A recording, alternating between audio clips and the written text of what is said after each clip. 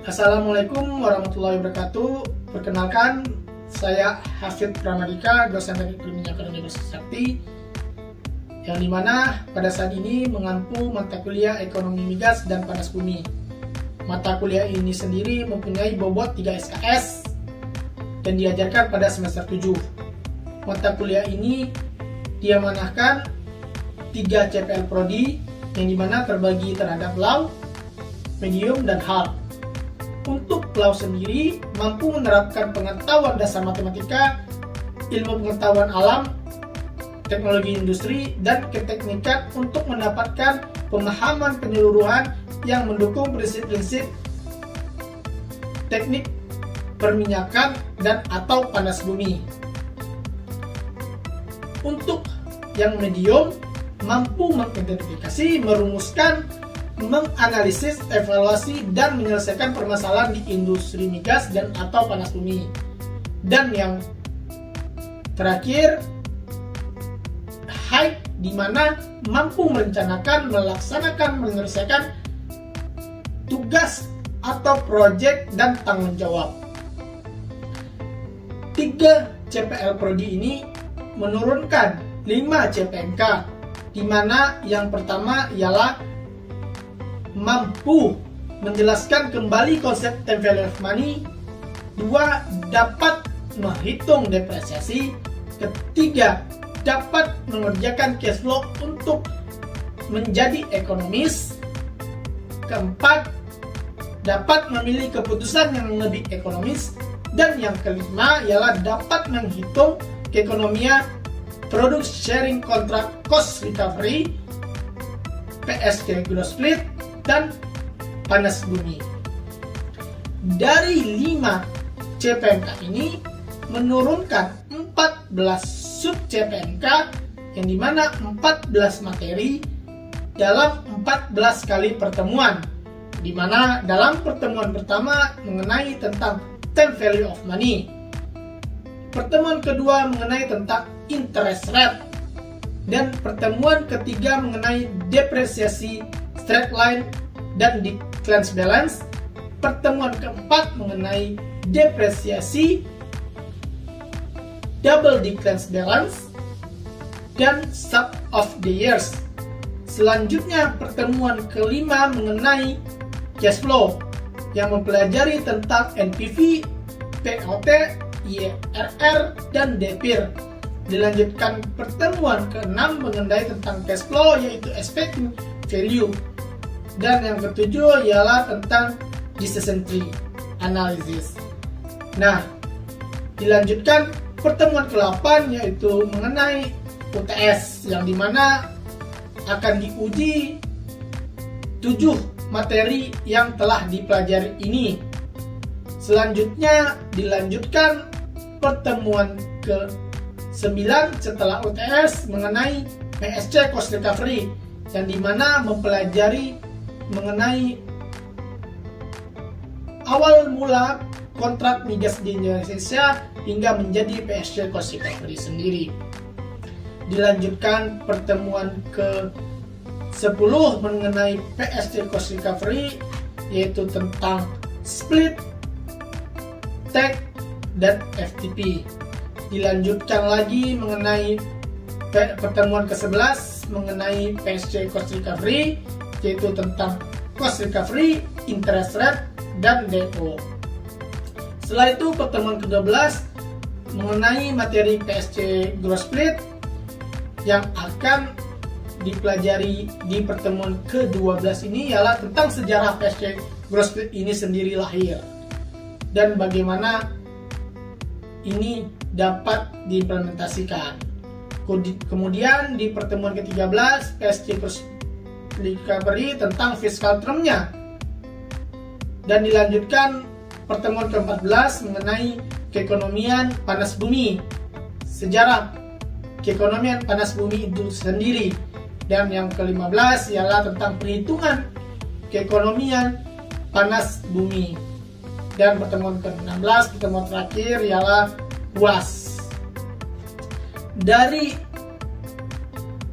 mata kuliah ekonomi migas ini sendiri melakukan metode pembelajaran yaitu ajar mengajar, presentasi, kelompok, yaitu menerapkan student centered learning, yang dimana di sini dosen memberikan materi studi kasus yang dapat diselesaikan secara kelompok. Kemudian tugas yang dapat mengasah kepribadian mahasiswa ini sendiri untuk mengerti mata kuliah ini sendiri.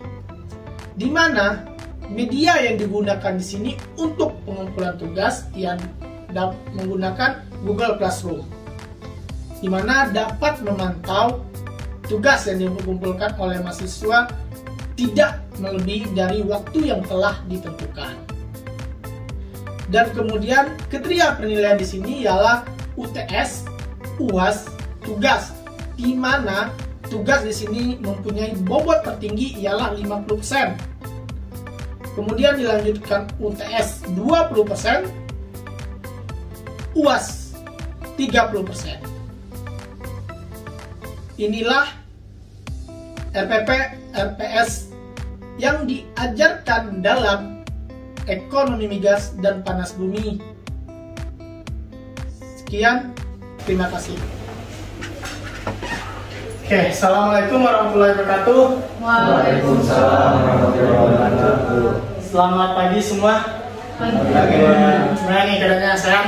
Alhamdulillah. Oke, kita ketemu lagi ya di minggu ini.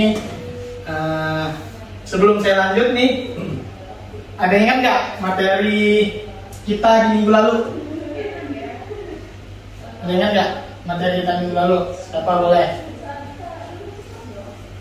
Oke, boleh deh.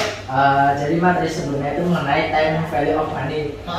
Gimana nih nilai waktu terhadap uang ini penting dipelajari karena uang hari ini pasti berbeda dengan uang yang nilainya di 10 tahun ke depan. Inflasi bisa salah satu penyebabnya, seperti 10 tahun lalu uangnya 1.000 bisa beli pulpen, sekarang sudah tidak bisa. Oke, mantap. Nah, jadi minggu lalu itu kita udah belajar nih tentang time value of money. Nah, untuk yang hari ini udah ada yang download belum materinya? Udah saya upload di Google Classroom-nya. Sudah ya? Oke, materi kita tentang depresiasi. Ada yang ngasih pendapat nggak? Yang baca depresiasi itu apa? Ini saya. Oke, boleh deh. Depresiasi itu merupakan penurunan nilai barang karena berkurangnya manfaat dari barang itu sendiri. Oke, mantap. Nah, itu depresiasi ya. Nah, untuk lebih lengkapnya kita bisa lihat sama-sama tentang depresiasi ini sendiri. Tadi telah disampaikan oleh temannya, depresiasi itu ialah penurunan dari nilai barangnya karena berkurangnya fungsi dari si barang tersebut. Kita kasih contoh, handphone. Handphone kita kira-kira kita beli sekarang, terus kita jual 1 tahun ke depan, harganya masih sama nggak? Beda ya. Kenapa? Fungsinya udah berkurang. Tidak akan sama fungsinya dengan pertama kita beli. Nah, itu simpelnya.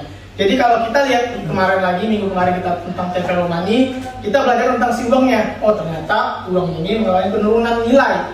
Nah, kalau sekarang kita belajar tentang depresiasi barangnya. Jadi ibaratnya itu kalau kalian punya barang, apalagi barang itu kita beli dengan cicilan, itu double namanya. Nilai uangnya turun, nilai barangnya turun. Wah, habis-habisan. Nah, itu yang menyebabkan generasi sekarang ya habisnya luar biasa. Nah, kalau kita lihat sekarang, kenapa sih penting kita belajar tentang depresiasi ini sendiri? Ada hubungan nggak sih dengan perminyakan? Jawabannya ada. Nah, kita simpelnya apa sih barang yang kita ada punya di perminyakan? Misalnya kayak beat. Beat itu kan setelah makin tahun berkembang, kita gunakan terus, fungsinya berkurang, harga pun berkurang. Nah, itu. Nah, tapi apa sih yang bisa didepresiasi itu? 2. Kalau kita pelajari itu ada namanya barang tangible, intangible kalau kita di teknik perminyakan. Di mana tangible itu barang yang umurnya lebih 1 tahun dan berbentuk, itu contoh tadi beat. Nah, makanya dia bisa mengalami depresiasi. Tapi ada barang yang tidak bisa didepresiasi karena dia barang intangible atau non kapital kalau kita di perminyakan. Nah, itu biasanya kayak gaji pegawai atau misalnya barang yang kita bentuk habis pakai.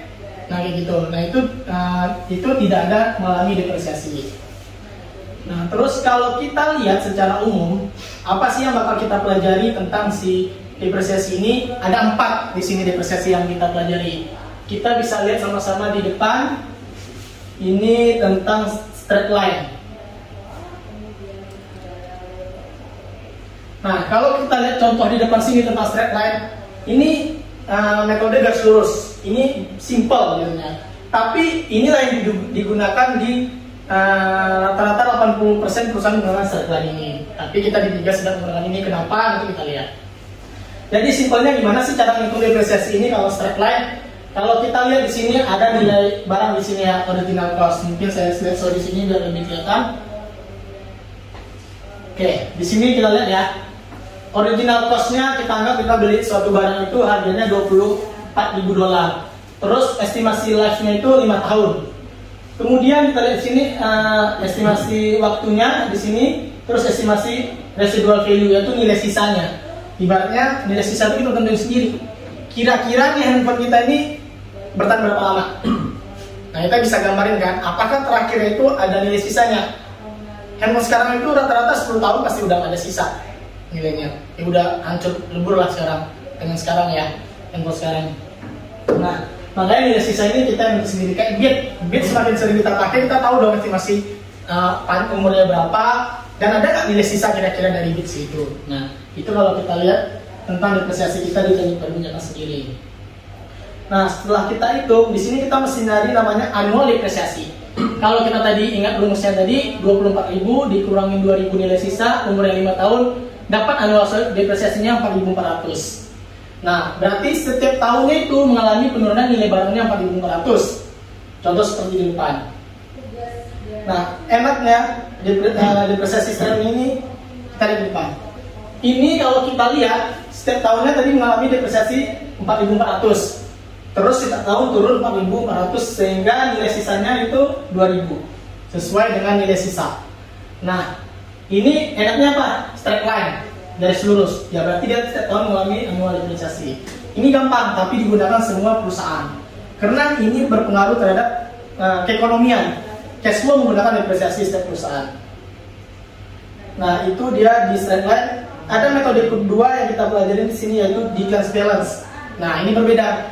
Tadi kita udah gampang menemukan namanya annual depresiasi.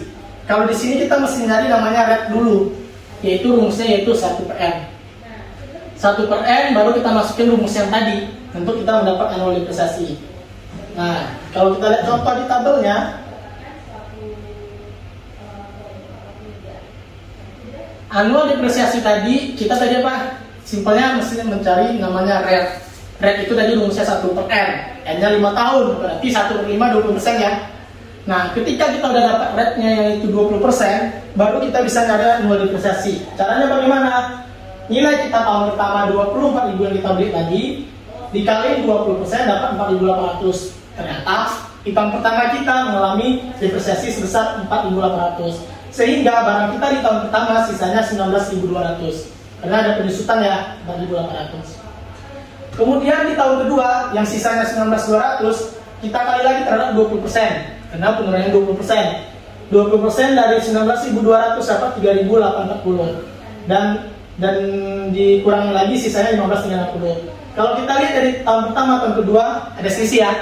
Beda dengan yang pertama tadi. Pertama tuh terus turunnya sama 4.400 4.400 4.400. Kalau ini berbeda. Karena nilai sisanya pun udah ada dan dikali rate. Nah, kalau kita lihat di tahun terakhir, nilai sisa di tahun terakhir di sini 7.864. Sedangkan kita tadi butuh nilai sisanya berapa? 2.000.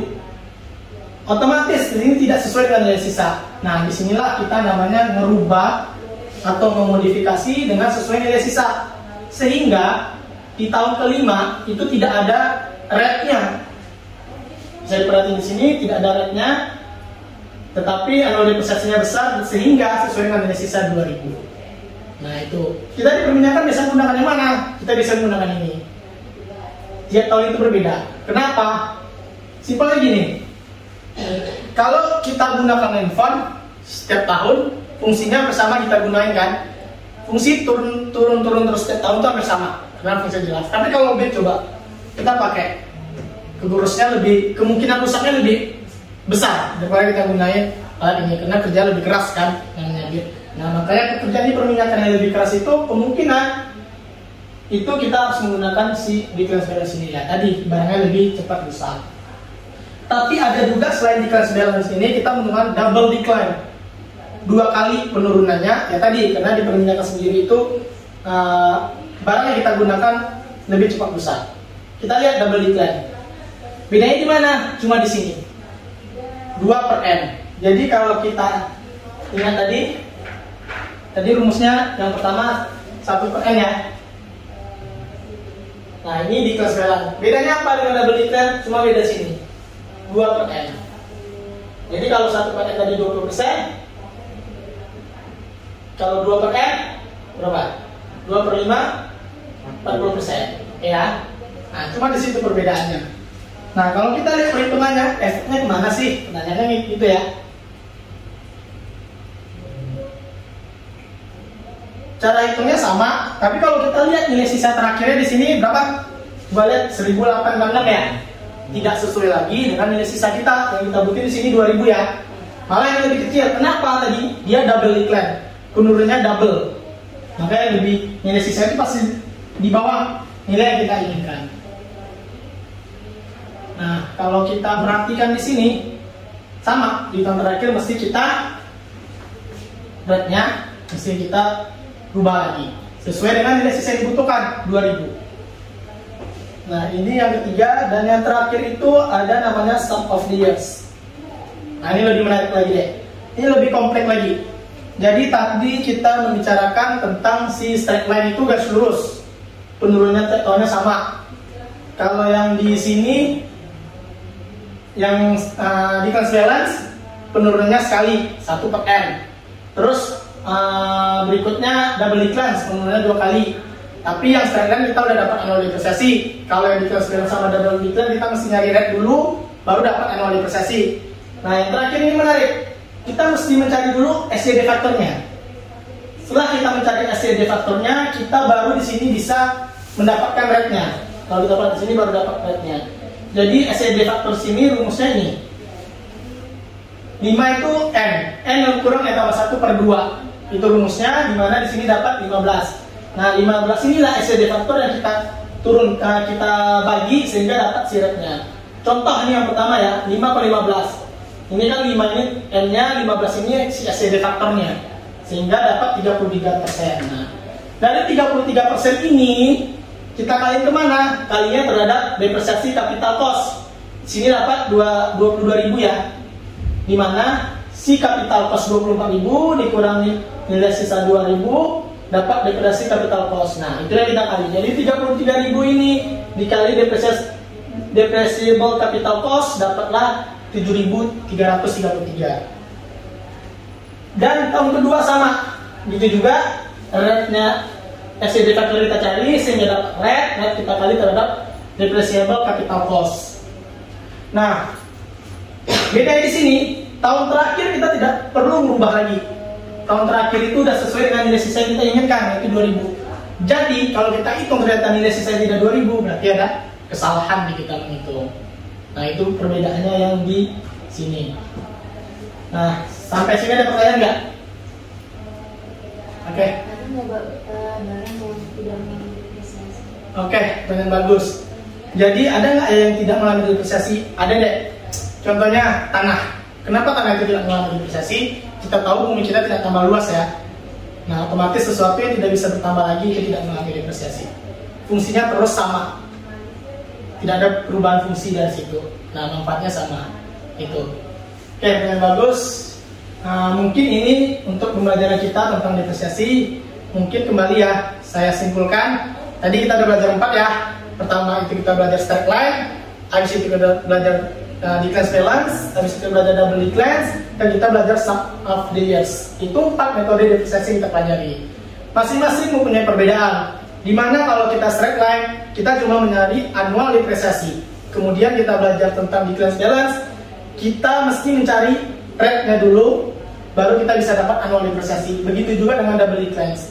Dan yang terakhir itu tentang set of layers. Kita mesti nyari dulu SCD faktor, baru dapat rate, baru bisa dapat annual depresiasi. Nah, depresiasi ini bisa kita terapkan dimanapun kita bekerja nantinya. Kalian mau kerja di lini perusahaan apa, yang bidang ekonomi ya khususnya, dan maupun kalian punya bisnis sendiri, ini bisa diterapkan. Perusahaan pakai ini pasti depresiasi. Oke, paling untuk minggu depan ya seperti biasa ada tugas. Tugas nanti akan saya upload di Google Classroom, bisa dilihat waktunya 1 minggu dan jangan telat untuk pengumpulannya. Mungkin untuk hari ini kelas kita cukupkan. Terima kasih semua. Assalamualaikum warahmatullahi wabarakatuh. Waalaikumsalam.